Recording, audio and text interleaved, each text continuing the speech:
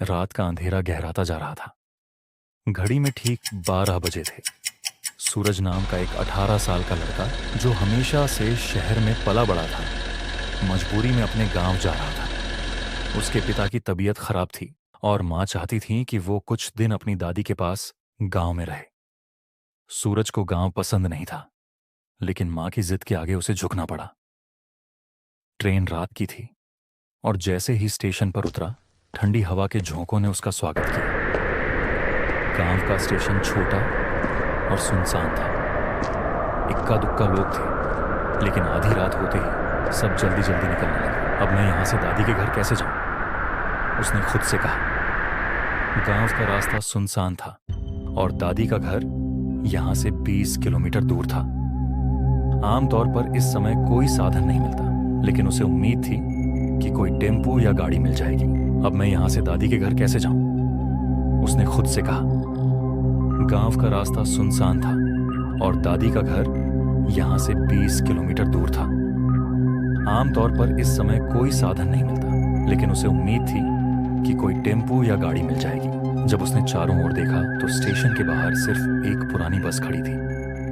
वो जर्जर और धूल से भरी हुई थी, मानो सालों से किसी ने उसे साफ तक न किया हो। लेकिन सबसे अजीब बात थी, उस बस के ऊपर सिर्फ एक नंबर लिखा था, 746 सूरज चौक के। उसने कई बार इस गांव का सफर किया था, लेकिन ऐसी कोई बस उसने पहले कभी नहीं देखी थी। ये कब से चलने लगी? उसने खुद से सवाल किया। थोड़ी देर सोचने के बाद उसने तय किया कि उसे इस बस से ही जाना होगा, क्योंकि इस वक्त कोई और साधन नहीं था। जैसे ही उसने बस के अंदर कदम रखा, एक अजीब ठंडक उसके शरीर में दौड़ गई। अंदर पूरी तरह सन्नाटा था।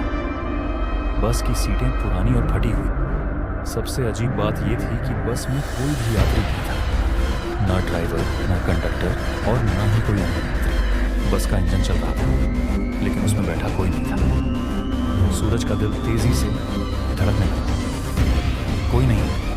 उसने धीरे से आवाज लगाई। कोई जवाब नहीं। डरते हुए वो धीरे धीरे सबसे आगे वाली सीट पर जाकर बैठ गया। उसकी आंखें हर कोने को देख रही थी। बस के अंदर एक अजीब सा अंधेरा था, जबकि बाहर चांद की हल्की रोशनी थी। जैसे ही वो बैठा, अचानक बस का दरवाजा अपने आप बंद हो गया। सूरज घबरा गया।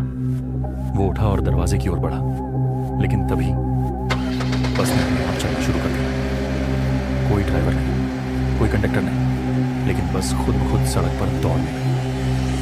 सूरज की सांसें तेज। तभी उसे पीछे से किसी के फुसफुसाने की आवाजें सुनाई दी। तू यहाँ क्यों आया? तुझे नहीं आना चाहिए था। सूरज का खून जम गया। उसने धीरे से पीछे मुड़कर देखा, लेकिन बस में कोई नहीं था। फिर बस की खिड़कियों के शीशे पर उंगलियों के निशान बनने लगे, जैसे कोई अंदर घुसने की कोशिश कर रहा हो। तभी अचानक बस के सबसे पीछे वाली सीट से एक हंसी गूंज उठी।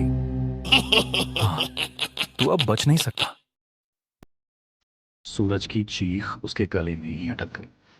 उसने खिड़की से बाहर देखने की कोशिश की, लेकिन बस अब किसी सुनसान काले धुंध से भरी सड़क पर दौड़ रही थी, जो इस दुनिया की नहीं लग रही थी। अब